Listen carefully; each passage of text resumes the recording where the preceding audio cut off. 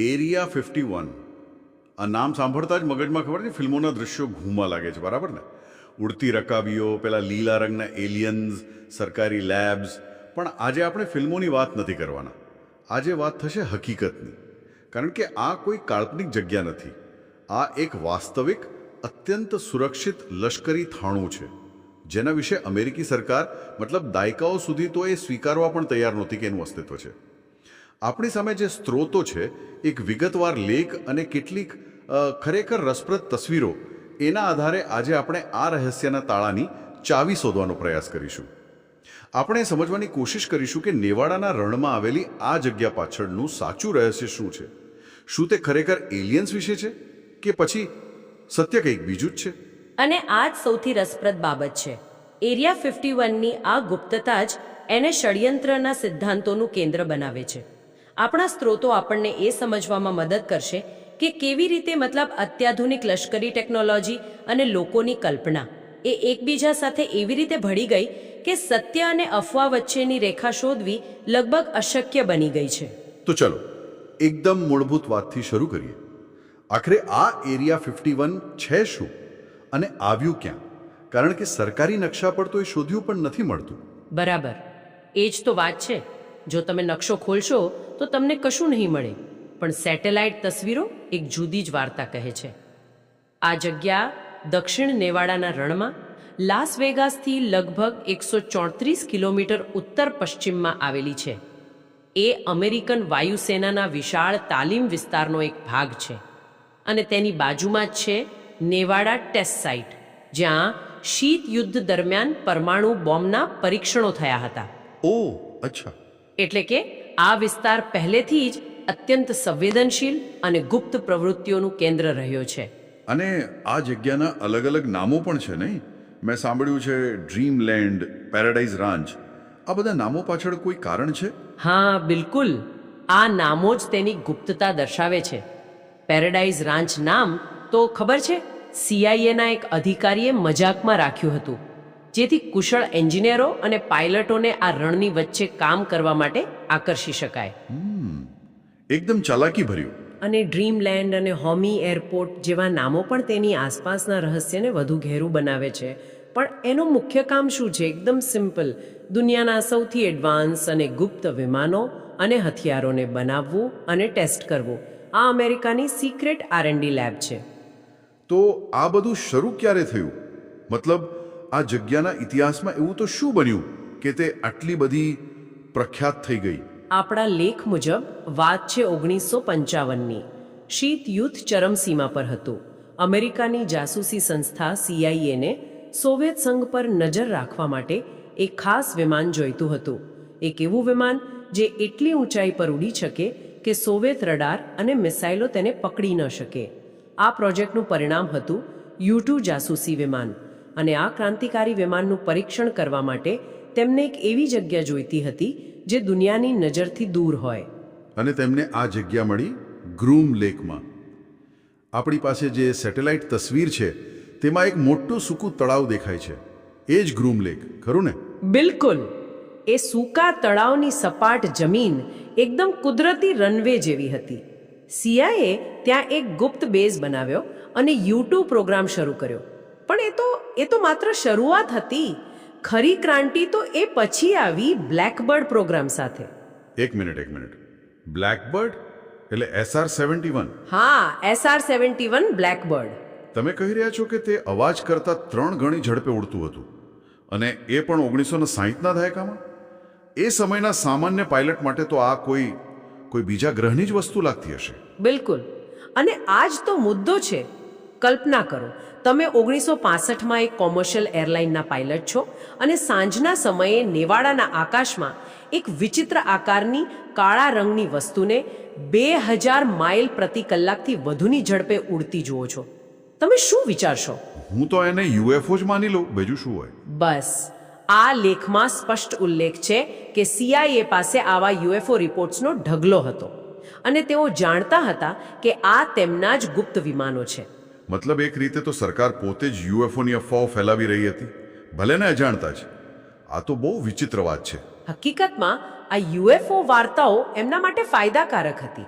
તે વાસ્તવિક પ્રોજેક્ટ પરથી લોકોનું ધ્યાન હટાવતી હતી. ઓ પતા હે. એટલે કે સૌથી મોટી મજાક એ છે કે સરકારે એલિયન્સને છુપાવવા માટે નહીં પણ પોતાના જ અત્યાધુનિક વિમાનોને છુપાવવા માટે આટલી ગુપ્તતા રાખી અને એ જ ગુપ્તતાએ એલિયન્સની એવી વાર્તાઓને જન્મ આપ્યો જે કદાચ સરકાર ક્યારેય ઈચ્છતી ન હતી. તેઓ એક રહસ્ય છુપાવવા ગયા અને બીજું એનાથી પણ મોટું રહસ્ય ઊભું કરી દીધું. અને આ સિલસિલો ત્યાં અટક્યો નહીં. આ લેખમાં F-117 નાઇટ હોકનો પણ ઉલ્લેખ છે. એ શું હતું? F-117 એ દુનિયાનું પહેલું સ્ટીલ ફાઇટર હતું. સ્ટીલ્થ એટલે એવી ટેકનોલોજી જે વિમાનને દુશ્મનના રડાર પર લગભગ અદ્રશ્ય બનાવી દે.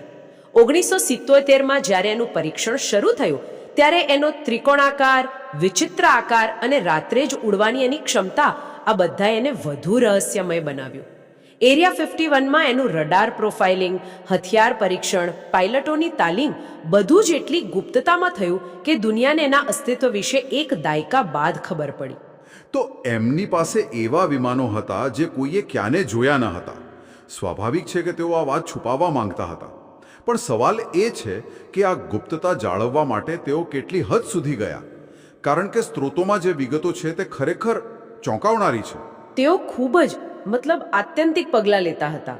આપણી પાસે સ્ત્રોતમાં એક પત્રની તસવીર છે જેમાં વાયુસેનાના એક અધિકારીએ સ્પષ્ટપણે લખ્યું છે કે એરિયા 51 નામનું કોઈ સ્થાન અસ્તિત્વમાં નથી. સીધો જ ઇનકાર. હા, જો કે તેઓ એટલું સ્વીકારે છે કે ગ્રૂમ લેક પાસે એક ઓપરેટિંગ લોકેશન છે. આ સીધો જવાબ ટાળવાની એક ચાલાકીભરી રીત હતી. એટલું જ નહીં, USGS એટલે કે અમેરિકાની ભૂસ્તરીય સર્વેક્ષણ સંસ્થાના નકશાઓમાંથી પણ આ બેઝને ભૂંસી નાખવામાં આવ્યો હતો. અને જો કોઈ ત્યાં જવાની હિંમત કરે તો? આપણી પાસે એક ચેતવણીના બોર્ડની તસવીર છે અને એનો સંદેશો એકદમ સ્પષ્ટ છે. ઘાતક બળનો ઉપયોગ અધિકૃત છે. આ વાંચીને જ ડર લાગે છે. હા, અને આ કોઈ ખાલી ધમકી નથી. આ પરિમિતિની સુરક્ષા ખાનગી ગાર્ડ્સ કરે છે, જેમને સ્થાનિક લોકો કેમો ડ્યુડ્સ કહે છે. તેઓ રણના રંગની જીપમાં પેટ્રોલિંગ કરે છે અને તેમની પાસે અત્યાધુનિક સર્વેલન્સ સાધનો હોય છે. જમીનમાં દાટેલા ગતિ સેન્સર, પર્વતો પર લગાવેલા કેમેરા અને સતત પેટ્રોલિંગ કરતા હેલિકોપ્ટર એ બધું સુનિશ્ચિત કરે છે કે કોઈ પણ બિનઅધિકૃત વ્યક્તિ અંદર પ્રવેશી ન શકે. અને જો કોઈ પકડાઈ જાય તો લગભગ $600નો દંડ અને FBI દ્વારા કલાકોની પૂછપરછનો સામનો કરવો પડી શકે છે. પણ આ ગુપ્તતાનું એક બીજું વધુ ગંભીર પાસું પણ છે.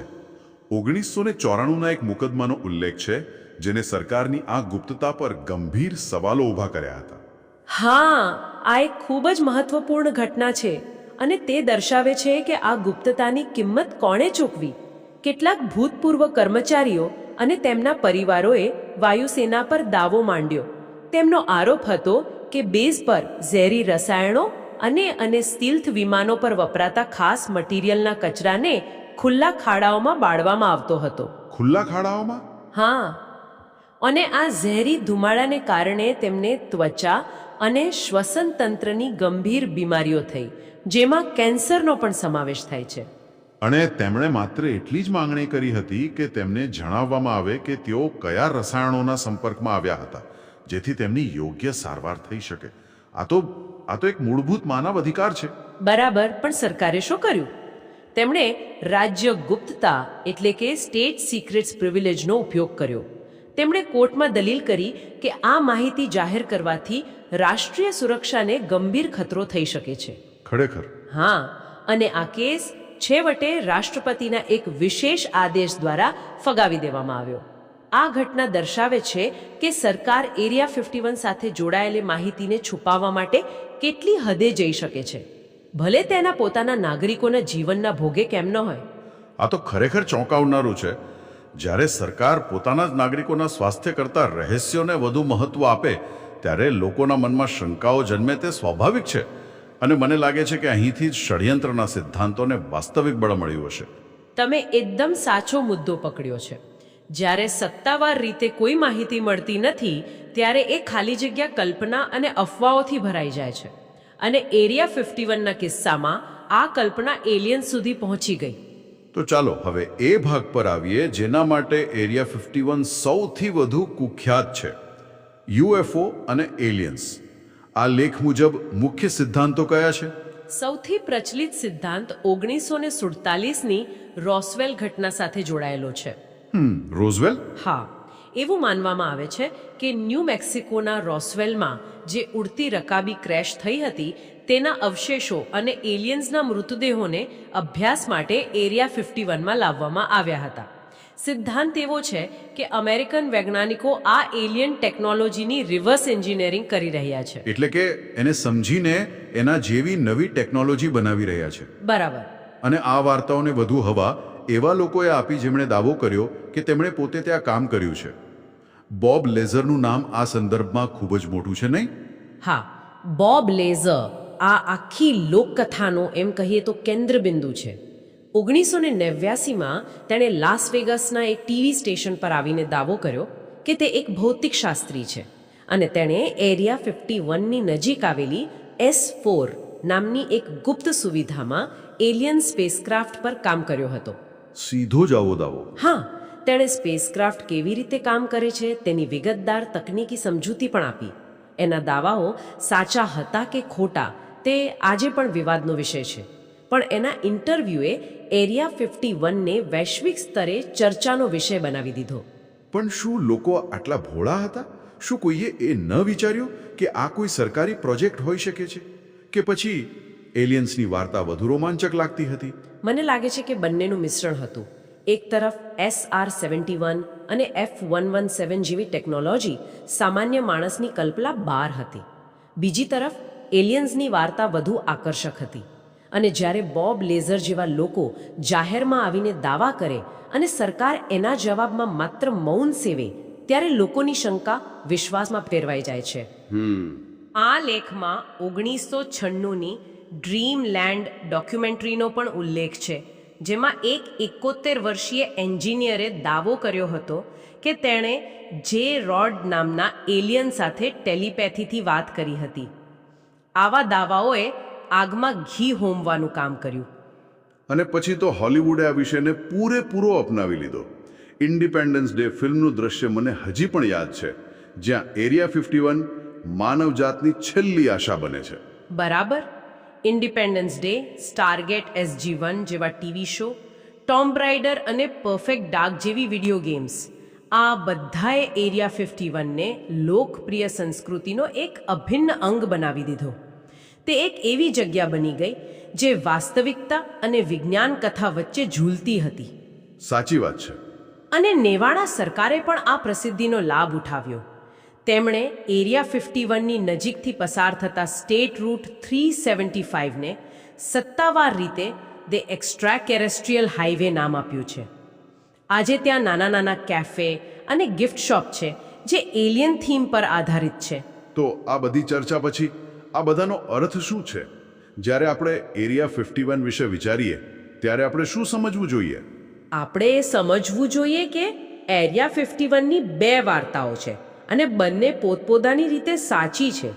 પહેલી વાર્તા ટેકનોલોજી અને રાષ્ટ્રીય સુરક્ષાની છે.